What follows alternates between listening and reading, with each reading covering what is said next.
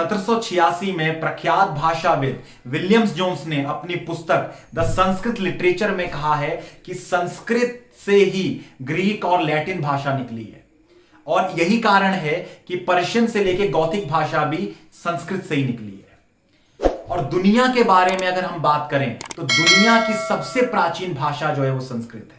इसीलिए इस भाषा के द्वारा ही तमाम दुनिया की सभी भाषाएं निकली गई हैं, क्योंकि संस्कृत के बारे में सभी भाषाविद और तमाम शोध इस बात को प्रमाणित करते हैं कि संस्कृत दुनिया की पुरातन भाषा है, इसमें कोई भी संशय नहीं है।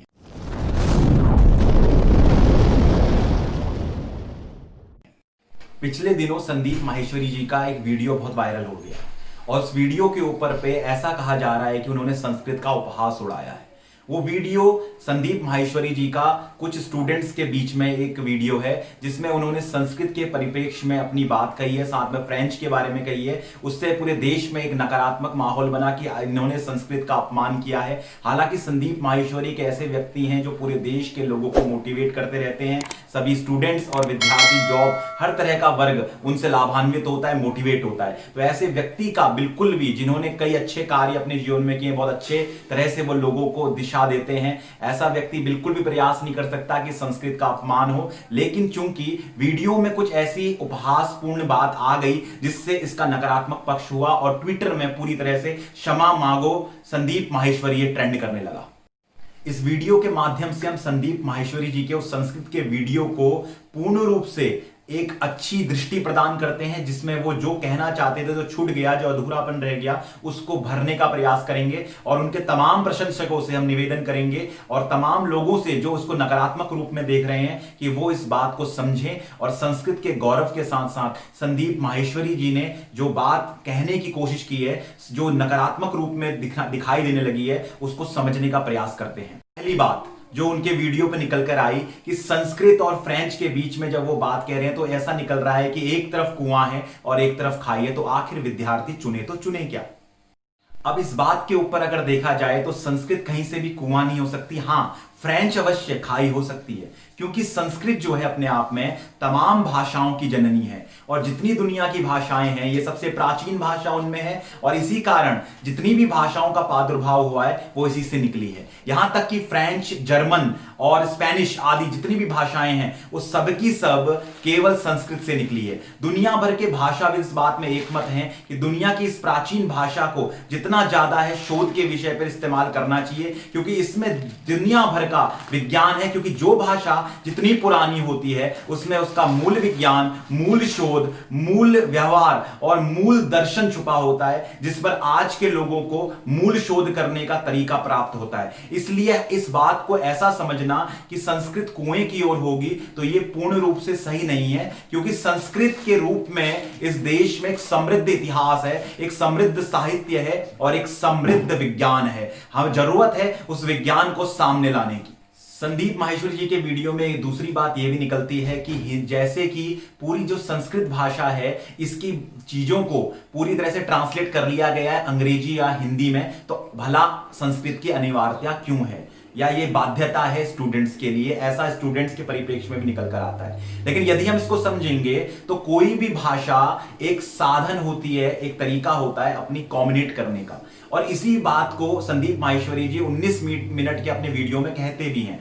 वो अंग्रेजी के रूप में बात कहते हैं कि अंग्रेजी सीखना जरूरी है, कम्युनिकेशन बनता है उससे। तो ये चीज संस्कृत के साथ भी लागू होती है। जैसे उसमें एक तथ्य निकला कि संस्कृत के बारे में कि त्वम किम करिष्यामि अहम भोजनम, जो ये वाली बात निकली है उस वीडियो में, ये संभाषण घर घर में इसलिए नहीं होता क्योंकि आज हमारी शिक्षा नीति में संस्कृत के रूप में और संस्कृत को मूल शोध के आधार पर, भाषा के आधार पर पढ़ाया नहीं जाता। संस्कृत को एक ऑप्शन के रूप पर स्थापित जब किया गया है, इसी समस्या के कारण आज का जो विद्यार्थी वर्ग है वो संस्कृत को कुआं समझने लग गया है। यही कारण है कि आज संस्कृत में जितना हमारा समृद्ध ज्ञान है उसको सही रूप से संपादित नहीं किया गया है।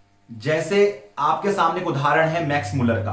मैक्स मुलर ने संस्कृत को ट्रांसलेट किया और अंग्रेजी में, लेकिन ट्रांसलेशन में इतनी ज्यादा दिक्कतें आ रखी हैं कि आज का व्यक्ति अगर उसको पढ़ेगा तो अपने वैदिक साहित्य के आधार पर सही अवलोकन नहीं कर पाएगा, क्योंकि उसमें कुछ ऐसे प्रक्षेप हो गए, कुछ ऐसे आक्षेप आ गए जो मूल संस्कृत ग्रंथों में कहीं पर भी नहीं है, लेकिन ट्रांसलेशन निकल के आ गए। इसलिए मूल भाषा का और मूल साहित्य का होना बहुत जरूरी है ताकि कभी भी उसका शोध किया जा सके। और विद्यार्थियों के बीच में संस्कृत की अनिवार्यता इसलिए और प्रासंगिक हो जाती है कि पूरी दुनिया में इस समय संस्कृत को सिखाया जा रहा है। संस्कृत का गौरव इतना व्यापक है कि कम से कम शब्दों में बड़े से बड़ी बात को कह देने की क्षमता संस्कृत के अंदर है, अर्थात कोडिंग के रूप में सबसे अच्छी भाषा संस्कृत मानी जाती है। इसी के अलावा जो संस्कृत भाषा है, इसका जो समृद्ध जो भंडार है वो इतना विशाल है कि अनंत शब्द कोटि भंडार इसके बारे में कहा जाता है। 102 अरब से ज्यादा शब्द भंडार इस अकेली भाषा में रहते हो और हर शब्द का एक अलग अर्थ होता है, एक अलग मंतव्य होता है।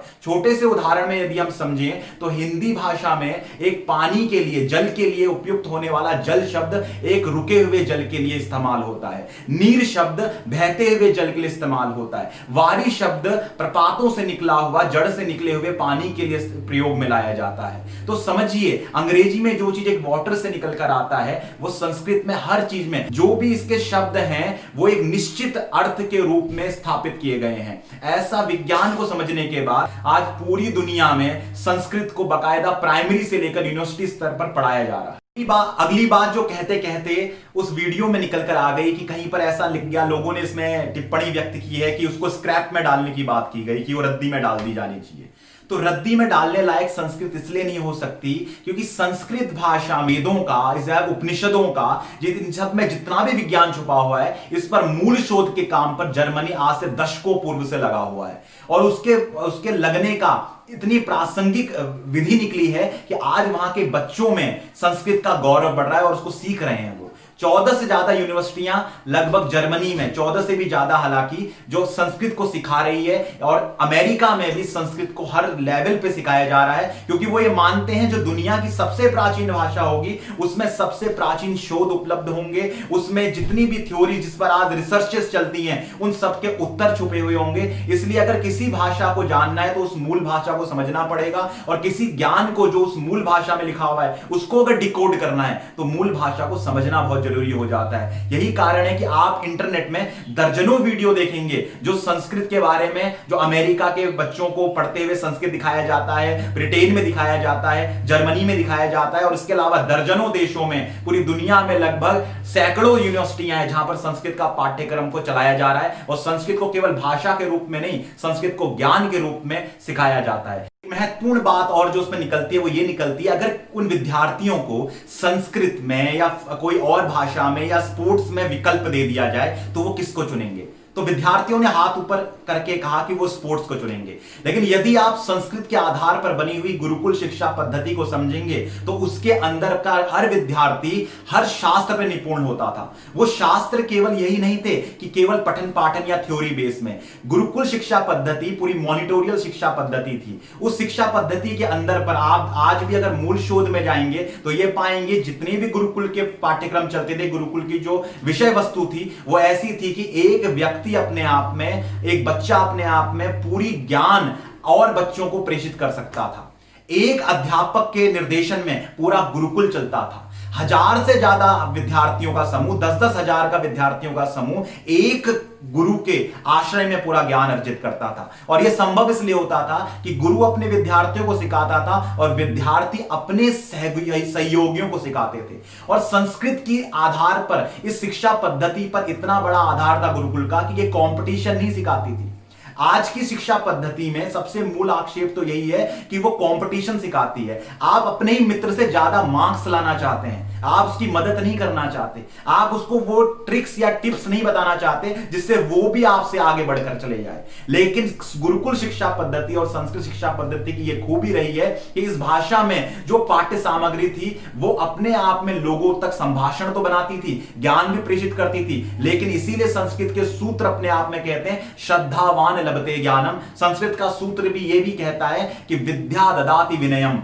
और विनय देती है, ये सहयोग सिखाती है, सहकारिता सिखाती है। तो ऐसी भाषा, ऐसी शिक्षा पद्धति के आधार पे, और उस गुरुकुल शिक्षा पद्धतियों में केवल वेद शास्त्र उपनिषद नहीं पढ़ाए जाते थे, ये तो पढ़ते ही पढ़ते थे क्योंकि इनमें मूल शोध है, लेकिन इसके साथ में रसायन शास्त्र होता था, इसके साथ में भौतिक शास्त्र होता था, इसके साथ में अर्थशास्त्र होता था, इसके साथ में क्रीड़ा के ऊपर बहुत योगदान दिया जाता था। ये जो आज का आधुनिक स्पोर्ट्स है, ये गुरुकुल में जगह जगह पे होता था। मल्लखंब से लेकर आप देखेंगे, आप जो लोग जिम में जाते हैं वहां पर पूरा अभ्यास करते थे विद्यार्थी, वहां पर पहलवानी होती थी, वहां पर अपनी शारीरिक दक्षता का काम किया जाता था। क्षत्रियों का पूरा वर्ग गुरुकुल में शिक्षा प्राप्त करता था, जिनकी भुजाओं में, जिनको खेल में, जिनको आनंद में, बच्चे का जो रुचि है उस रुचि के आधार को निकालना, ये वैदिक संस्कृत आधारित शिक्षा पद्धति का काम है। और संस्कृत का मूल शोध ये कहता है कि विद्यालय ऐसे होने चाहिए, शिक्षा नीति ऐसी होनी चाहिए जो रुचिकर आधारित हो,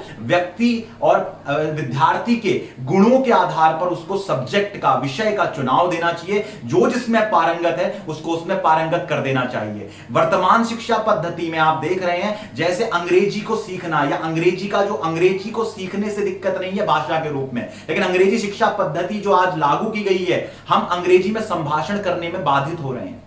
अगर आप देखेंगे चीन के अंदर पे जितना भी उनका साहित्य है जो चीनी भाषा का है, और जो दुनिया भर का जितना तकनीक है जो अंग्रेजी भाषा या फलानी फलानी अन्य भाषाओं में थी, उन्होंने उन सभी तकनीकों को अपनी चीन की भाषा में, चीनी भाषा में ट्रांसलेट किया और अपने बच्चों को उपलब्ध कराया है। लेकिन भारत में समस्या ये हो गई है, और ये मैं सभी लोगों से निवेदन करना चाहता हूं, इस ओर दृष्टि बनाइएगा कि हमने अपने देश में जो ट्रांसलेशन था उसको संस्कृत भाषा में करना चाहिए था। जो भाषा आपकी स्वयं की भाषा है उसको कोई दूसरा आदमी डिकोड नहीं कर पाता, इसीलिए चीन के अंदर पे जब भी चीनी भाषा में कुछ भी बातें लिखी जाती हैं आप उसको जल्दी समझ नहीं पाते। चीन अपनी जितनी गुप्त नीति बनाता है उसमें उसकी भाषा का बहुत बड़ा योगदान है, और उसके लोगों का आज तकनीक के रूप में जो ये आगे बढ़ता हुआ चीन दिखाई देता है। तो अंग्रेजी को रटाया क्यों जाए, क्योंकि संस्कृत तो हमारी मूल भाषा है। आज अगर कोई भी व्यक्ति क से लेकर ज्ञ तक के जितने भी शब्द बोलता है, ये सबकी सब वर्णमाला केवल संस्कृत से निकली हुई है। जितने स्वर का आप इस्तेमाल करके गायन हिंदी के गीत करते हैं, संदीप माहेश्वरी जी से लेकर विवेक बिंद्रा जी से लेकर, या देश के तमाम मोटिवेशनल स्पीकर से लेकर, भारत के कथावाचकों से लेकर, भारत के तमाम वक्ताओं से लेकर, जो हिंदी भाषा में संप्रेषण स्थापित करते हैं, ये पूरा का पूरा संस्कृत के आधार पर ही है। और क से ज्ञ तक का ज्ञान जिस संस्कृत ने दिया हो, अगर मां को ही समाप्त कर दिया जाए, संस्कृत जैसी परंपरागत और इतनी रुचिकर और इतनी वैज्ञानिक भाषा का अगर लोप कर दिया जाए, उसको स्क्रैप में डाल दिया जाए, तो निस्संदेह ये हिंदी का पतन होगा। क्योंकि जो दुनिया की सभी भाषाओं का अपने आप में आधार रही है, उस संस्कृत को समाप्त या उसको रद्दी बिल्कुल नहीं समझा जा सकता। और ये बात समझनी इसलिए जरूरी है कि अंग्रेजी के माध्यम में पढ़ने वाले जो हमारे बच्चे हैं, या जितने भी लोग हैं, स्टूडेंट आज के जो पढ़ रहे हैं, वो संस्कृत से भाग इसलिए रहे हैं क्योंकि उनको संस्कृत के अंदर का समृद्ध इतिहास, ज्ञान और उसका बोध नहीं हो पाया है।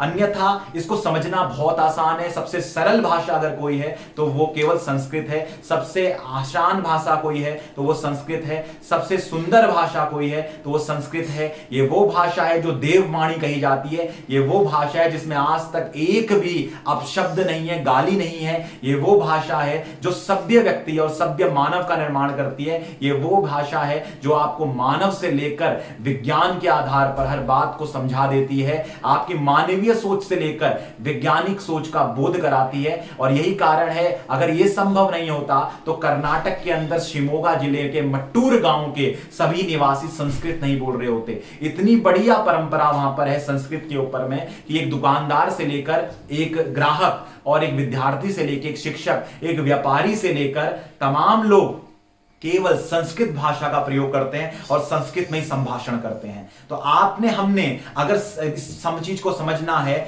और शिक्षा नीति में बदलाव करने हैं, तो हमें वैदिक शिक्षा नीति से लेकर भारतीय शिक्षा नीति, जिसके केंद्र बिंदु में संस्कृत है, संस्कृत से संस्कार है, संस्कृत से संस्कृति है, और संस्कृत से ही भारत के तमाम गौरव हैं, और संस्कृत से ही हमारे देश का शोध है। संस्कृत है तो ये देश है, और संस्कृत है तो हम हैं। हमें समझना पड़ेगा। जयतु जयतु संस्कृतम, धन्यवादम।